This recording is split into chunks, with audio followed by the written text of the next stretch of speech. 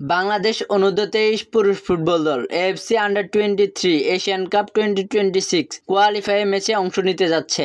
তার আগে নিজেদেরকে ঝালাই করে নিতে মাঠে নামছে দুইটি প্রীতি ম্যাচে। প্রতিপক্ষ মধ্যপ্রাচ্যের শক্তিশালী বাহরাইন। প্রথম ম্যাচ 18 আগস্ট, দ্বিতীয় ম্যাচ 22 আগস্ট।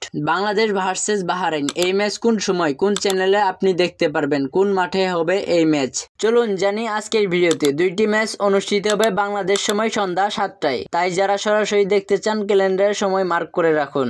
এই দুইটি ম্যাচ গড়াবে বাহরাইনের শেখ আল বিন মোহাম্মদ আল খলিফা স্টেডিয়ামে, যা আন্তর্জাতিক ম্যাচ আয়োজনের জন্য বেশ পরিচিত একটি মাঠ। ম্যাচগুলো সরাসরি সম্প্রচার করবে Bahrain sports one YouTube channel. আমি তাদের ইউটিউব চ্যানেল ঘুরে দেখেছি। 2023 সালে বাংলাদেশ অনূর্ধ্ব-20 এএফসি এশিয়ান কাপে ম্যাচ তারা সরাসরি সম্প্রচার করেছিল। তাই আশা করা যায় এবার তারা লাইভ দেখাবে। ম্যাচ শুরু হওয়ার আগে তারা সাধারণত ইউটিউব লাইভ লিংক শেয়ার করে, তাই এক্ষুনি সাবস্ক্রাইব করে রাখতে পারেন। আমার ভিডিওর ডেসক্রিপশনে আমি তাদের ইউটিউব চ্যানেলের লিংক শেয়ার করে দিয়ে দিব।